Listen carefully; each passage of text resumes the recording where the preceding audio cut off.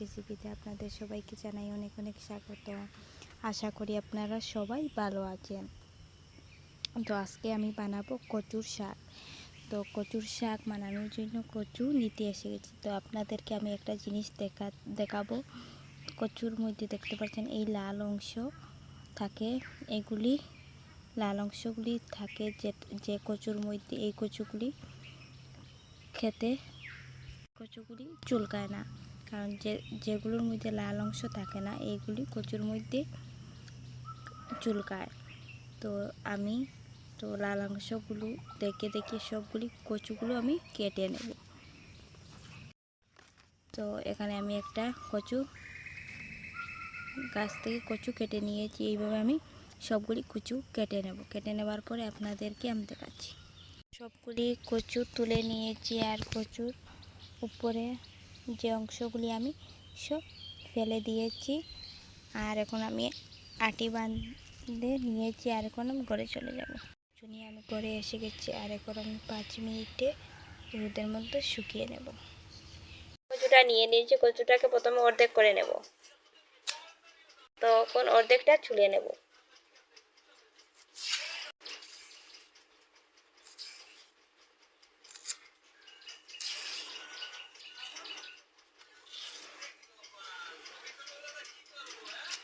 অর্ধেক কচুটা ছুলে নিয়েছি, আর এখন আমি কেটে নিচ্ছি।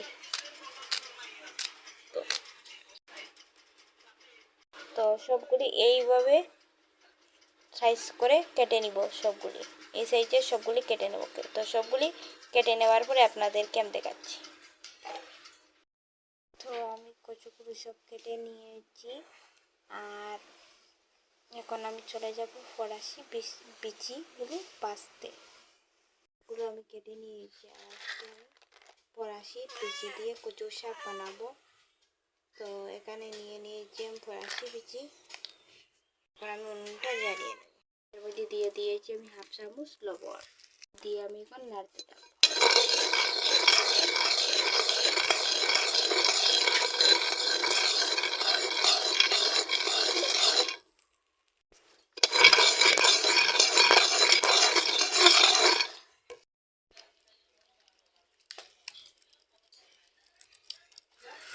বিচিগুলো ফুটে গিয়েছে দেখতে পাচ্ছেন। তো আমি এখন এর মধ্যে দিয়ে দেব জল, গরম জল। তো বিচিগুলোর মধ্যে আমি জল দিয়ে দিয়েছি। ওর মধ্যে আমি জল দিয়ে দিয়েছি, গরম জল। আর বিচিগুলো সিদ্ধ হওয়ার পরে আপনাদেরকে আমি দেখাচ্ছি। ফরাসি বিচি আর কচুগুলো আমি ভালোভাবে ধুয়ে নিয়ে এসে গেছি, আর এখন কচুগুলো জল ঝরে যায় আমি। তো এখন ঢেকে দিয়েছি 5-10 মিনিটের জন্য। এইভাবে রেখে দেবো যাতে জলগুলো সব ঝরে শুকিয়ে যায় কচুগুলো। আর ওদিকে ফরাসিগুলো রেখে দেবো 5-10 মিনিট পরে আমি জল ঝরে যাওয়ার পরে আপনাদেরকে আমি দেখাচ্ছি। কচুগুলো ঝরে যাক, আর আমি এখন রসুন আর লাইগুলো বেটে নেব। এগুলো আমি ছুলে নেব। তো রসুনগুলো ছুলে নেবার পরে দেখাচ্ছি। রসুন আর আমি লাইগুলো ধুয়ে নিয়েছি, আর এর মধ্যে দিয়ে দেবো অল্প লবণ দিয়ে দিয়েছি। কারণ হলো লবণ দিলে শস্য মাছে যে তিতকি ভাব থাকে সেগুলি থাকবে না। আমি এখন বেটে নেব। লাই আর রসুনগুলো বেটে নিয়েছি, আর এখন আমি বাটির মধ্যে নিয়ে নেব।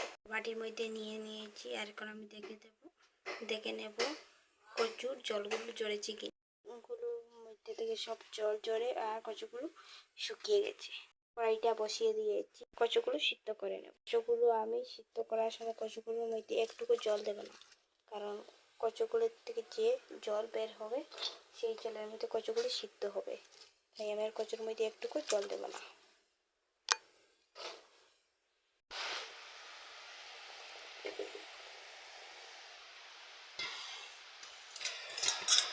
সব কচুগুলি আমি ঢেলে দিয়েছি। এখন আমি একটা ডাকনি সাইজে সবগুলি ডেকে রেখে দেবো। আমি এখন ডেকে রেখে দেবো, আর কচুর মধ্যে থেকে যে জল বের হবে সেই জলের মধ্যে কচুগুলি সিদ্ধ হবে। আর সিদ্ধ হওয়ার পরে আপনাদেরকে আমি দেখাচ্ছি। কচুগুলি আমি নামিয়ে নিয়েছি, আর কচুর থেকে যে এক্সট্রা জল বের হয়েছে সেগুলি আপনাদেরকে থেকে এইগুলো জল বের এটা বসিয়ে দিয়েছি আর কড়াইটার মধ্যে দিয়ে দেবো তেল দিয়ে দিয়েছি তরকারির মধ্যে দিয়ে দেবো শুকনো লঙ্কাগুলো ভেঙে দিয়ে দেবো পাঁচফোড়নগুলো কালো হয়ে গেছে। এখন দিয়ে দেবো আমি কচুগুলো দিয়ে দিয়েছি।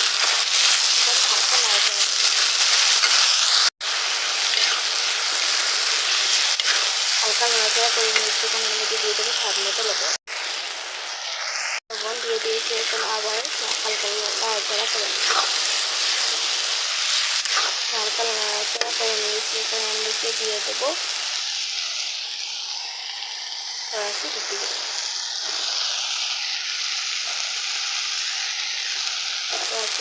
দিয়ে দিয়েছি। হালকা নাড়াচাড়া করে এখানের মধ্যে দিয়ে দেবো হলুদ গুঁড়ো। এর মধ্যে দিয়ে দেবো হাফ চামচ হলুদ গুঁড়ো। 5 মিনিটের জন্য ঢাকনি দিয়ে আমি ঢেকে দেবো। এই জন্য ঢাকনি দিয়ে আমি ঢেকে রেখে দিয়েছি।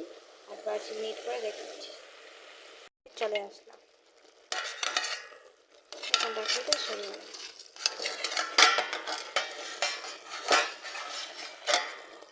এটা সরিয়ে নিয়েছি।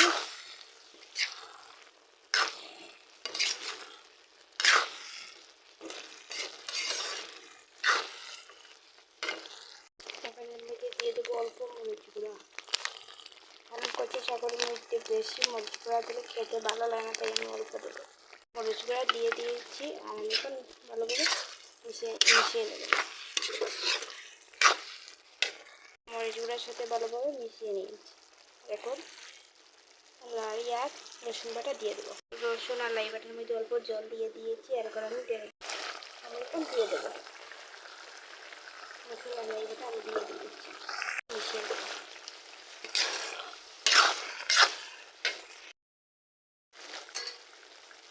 ভালোভাবে আমি মিক্স করে নিয়েছি। আর এখন 5-10 মিনিটের জন্য ঢেকে রেখে দিই। 5-10 মিনিটের জন্য আমি রেখে দিয়েছি। 5-10 মিনিট পরে 10 মিনিট পরে চলে আসলাম। আর এখন আমি ঢাকনিটা সরিয়ে দিয়েছি। দিয়েছি। আর এখন এর মধ্যে দিয়ে দেবো লেবুর পাতা আমি আগে এনে ধুয়ে রেখে দিয়েছিলাম। লেবুর পাতা দিলে গন্ধটা অনেক বেশি সুন্দর আসে, তাই আমি এর মধ্যে লেবুর পাতা দিয়ে দেবো। পাতাগুলো ছিঁড়ে ছোটো ছোটো টুকরো করে নিয়েছি। আর এখন আমি এর মধ্যে দিয়ে দিয়েছি। আর এখন ভালোভাবে মিক্স করে নেব। মিক্স করে নিয়েছি। আর এইভাবে আমি গ্যাসের আঁচটা কমিয়ে রেখে দিয়েছি। আর 5 মিনিট এইভাবে ফুটিয়ে নেবার পরে দেখাচ্ছি আপনাদের। পুরো জল সব শুকিয়ে গেছে আর কচুটা পুরোপুরি রেডি হয়ে গেছে। এখন আমি নামিয়ে নেব কচুটা। নিয়েছি, দেখতে পাচ্ছেন কত সুন্দর কালার হয়েছে। এইভাবে আপনারা বাড়িতে একবার কচু শাক বানিয়ে খাবেন, খেতে অনেক বেশি টেস্টি। আর আপনাদের যদি এই কচু শাকের ভিডিওটা যদি ভালো লাগে প্লিজ লাইক আর সাবস্ক্রাইব করবেন আপনারা। হর হর মহাদেব।